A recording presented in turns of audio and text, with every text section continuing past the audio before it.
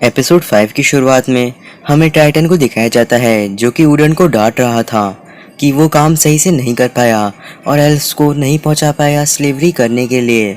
और हम लोगों को ये भी दिखाया जाता है कि उडन को काफ़ी सारी चोटें लगी हुई हैं क्योंकि आर्क ने उसे मारा था। तभी वहाँ पे टाइटन कहता है कि मैं तुम्हें दिखाता हूँ एल्स को कैसे कंट्रोल किया जाता है। अगले सीन में हमें दिखाया जाता है आर्क डायमेंशन मूव का इस्तेमाल करके आर्या को अपने साथ टावर के अंदर ले जाता है, बेल टावर के अंदर। वहाँ पे कुछ गार्ड उन लोगों को देख लेते हैं और रोकने की कोशिश करते हैं।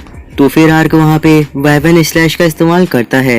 उन सभी गार्ड्स को कुछ भी दिखाई नहीं देता क्योंकि वहाँ पे धमाका हो जाता है।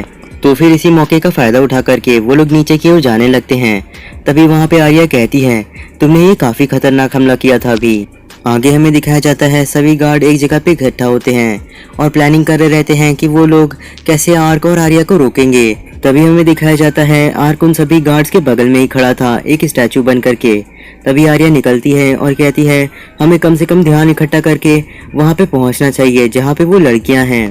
अगले सीन में हमें दिखाया जाता है टाइटन का एक बटलर आकर के उसे बताता है कि हमारे यहाँ पे कुछ घुसपैठिए आ गए हैं। लेकिन तभी वहाँ पे उसके पीछे एक धमाका होता है जिसकी वजह से वो दरवाज़ा टूट जाता है और वहाँ पर से आर्क और आर्या आते हैं। उडन जैसे ही उन लोगों को देखता है उससे पसीने आने लगते हैं और वो बहुत ही डर जाता है।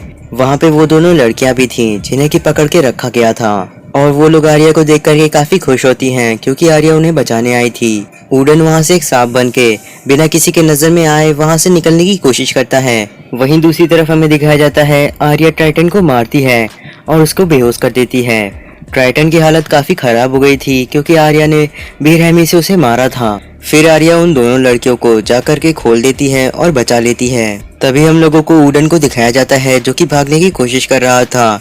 लेकिन तभी वहाँ पे आर्क अपना हाथ मारता है दीवार के ऊपर और उडन रुक जाता है और रोने लगता है। तभी वो बेहोश होकर के गिर जाता है। उसी समय हमें दिखाया जाता है आर्क जहाँ पे हाथ मारा था वहाँ की दीवार टूट जाती है और उसके पीछे एक हिडन रूम था। आर्क और पोंटा की आंखें चमकने लगती हैं और वो लोग कहते हैं हमारा काम तो बन जाएगा। तभी आर्या आर्क की तरफ देखती है कि आर्क को कोई मदद चाहिए। आर्क कहता है तुम अपना ख्याल रखो वहाँ पे। उसी समय में दिखाया जाता है आर्या ने जिन दोनों लड़कियों को खोला था वो लोग उडन को मारने के लिए तैयार थी। उडन के पसीने छूट रहे थे और वो रो रहा था क्योंकि उसे मार पड़ रही थी। आर्क भी ये देख करके हैरान था कि कैसे कोई इतनी बेरहमी से किसी को मार सकता है। तभी वहाँ पे टाइटन को बचाने के लिए और गार्ड्स आते हैं। आर्क आर्या से कहता है कि तुम इन लोगों को थोड़ा देर तक बिजी रखो, मुझे एक काम है। आर्या उन सभी के ऊपर अपनी फ्लेम से अटैक करती है और उन सभी को वहीं पे रोक देती है और उन लड़कियों को यहाँ से खुद से बाहर निकलने के लिए कहती है क्योंकि बाहर डांका उनका वेट कर रहा है और वो उन लोगों को एल्फ विलेज लेते जाएगा। आगे हमें दिखाया जाता है आर्क को जो हिडन रूम मिला था उसके अंदर काफ़ी सारा गोल्ड था। आर्या तभी वहाँ पे आती है। आर्क थोड़ा घबरा जाता है। तभी वो आर्या को बताता है कि अगर ये लोग फिर से अपने ऑर्गेनाइजेशन को बनाने की कोशिश करेंगे तो फिर इन्हें पैसा चाहिए और अगर हम लोग इनकी मनी को ले लेंगे तो फिर इन लोगों को काफ़ी समय लगेगा फिर से खड़े होने में। आर्या तभी आर्क से कहती है कि तुम कितने समझदार हो, मैंने नहीं सोचा था कि तुम इतना अच्छा सोल्यूशन निकाल सकते हो। आर्क तभी आर्या के बारे में सोचने लगता है और कहता है इसने मेरी बातों को कितनी आसानी से मान लिया, ये कितना अच्छा बात है। तभी वहाँ कासल में ढेर सारे धमाके होते हैं जिसकी वजह से पूरा का पूरा कासल ढहने लगता है। आर्क कहता है डांका ने ये तो नहीं किया होगा और रही बात आर्या की, वो तो मेरे साथ ही थी तो वो भी नहीं कर सकती, आखिर ये किसने किया होगा। मुझे जहाँ तक लगता है तो ये काम सिर्फ और सिर्फ वो मिंजा कर सकती है। फिर उसके बाद आर्क आर्या को लेकर के और ढेर सारे गोल्ड को लेकर के बाहर आ जाता है। आर्या उससे कहती है थैंक यू क्योंकि तुमने हमारी बहुत मदद कराई। उसके बाद वो थोड़े पैसे देती है लेकिन कहती है तुम्हारे पास पहले से ही बहुत है, इससे ज़्यादा मदद नहीं होगी। क्या तुम हमारे साथ एल्फलैंड्स आना चाहोगे? हम लोग तुम्हारा वहाँ पे स्वागत करेंगे और हम सभी एल्फ ये भी चाहेंगे कि तुम आगे भी हमारी मदद करते रहो। आर्क को एल्फ विलेज जाने का बहुत मन कर रहा था और इसीलिए वो काफ़ी खुश भी हो जाता है। आर्या तभी बताती है कि तुम्हें वहाँ पे रुकना है थोड़े समय के लिए तो फिर तुम्हें एल्डर से मिलना होगा, लेकिन उस चीज़ में कोई भी दिक्कत नहीं होने वाली। आर्क कहता है कि वो एक एल्डर है तो शायद उसे मेरे सच्चाई के बारे में पता चल जाएगा कि मैं एक स्केलेटन नाइट हूँ। आर्क तभी आर्या से कहता है क्या हम लोगों को सच में एल्डर से मिलना होगा? आर्या कहती है वो एक भरोसेमंद इंसान है तो उनसे मिलने में कोई भी दिक्कत नहीं होगी। आर्क तभी आर्या से कहता है चाहे जो भी हो वो अपने हेलमेट को कभी भी नहीं उतार सकता। आर्या कहती है एल्डर से मिलने के लिए तुम्हें हेलमेट को तो उतारना पड़ेगा और अपना चेहरा तो दिखाना ही पड़ेगा। तो फिर आर्क कहता है कि अगर मैंने ऐसा किया तो शायद तुम अपनी तलवार से मेरे को मारने की कोशिश करो। आर्या कहती है कि मैं तुम्हारे ऊपर हमला ना करूंगी, इस चीज का वादा करूं, तो क्या तुम मुझे अपना चेहरा दिखाओगे। आर्क तभी आर्या का चेहरा देख रहा था और सोच रहा था पहले तो मैं बस इसकी मदद करना चाहता था, लेकिन अब मुझे इसके साथ ट्रैवल करने का मन कर रहा है। फिर वो अपने हेलमेट को उतार देता है। आर्या उससे पूछने लगती है आखिर तुम्हें हुआ क्या। आर्क बताता है कि उसे खुद भी कुछ भी नहीं मालूम है और उसे लगता है कि ये शायद किसी तरीके का कर्स है जो कि उसे सोते वक्त मिल गया। आर्या तभी ध्यान से आर्क को देखती है और कहती है तुम एक अनडेड तो नहीं हो, नहीं तो तुम्हारे ऊपर सोल करप्शन होता।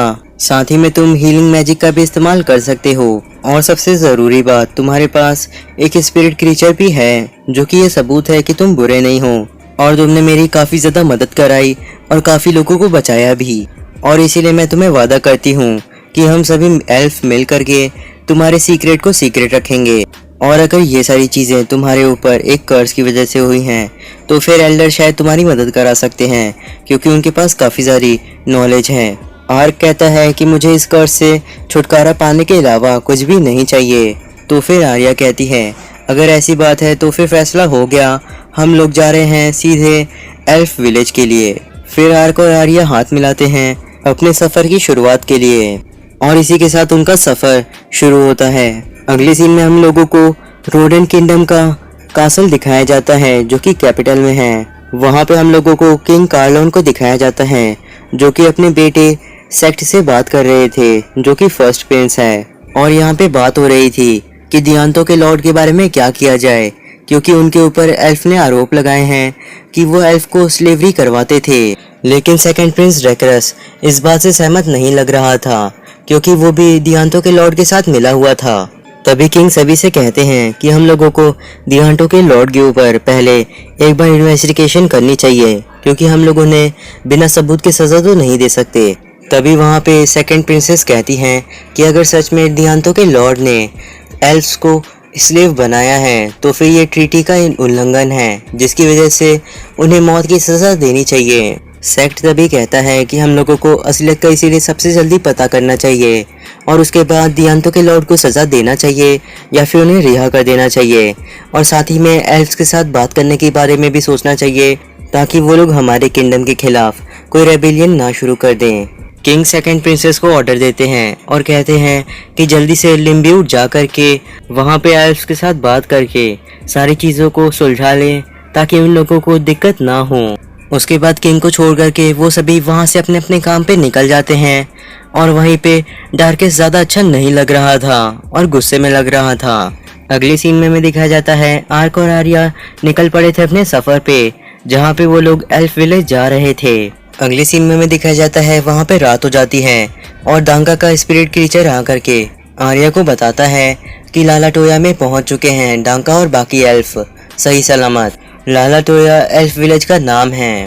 आर्क तभी वहाँ पे आर्या से पूछता है कि अभी हम लोगों को कितने दिन लगेंगे वहाँ पहुँचने में। आर्या बताती है कि सिर्फ 3 दिन। अगले सीन में दिखाया जाता है प्रिंसेस यूरियाना अपनी मेड फेरेना के साथ खड़ी थी एक जगह पे। तभी वहाँ पे वो चाय पीने लगती है और काफ़ी चिंता में लग रही रहती है।